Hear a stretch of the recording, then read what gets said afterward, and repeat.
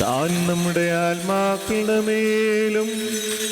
നമ്മുടെ മാതാപിതാക്കന്മാരുടെയും സഹോദരീ സഹോദരങ്ങളുടെയും നേതാക്കന്മാരുടെയും ഗുരുക്കന്മാരുടെയും മരിച്ചുപോയവരുടെയും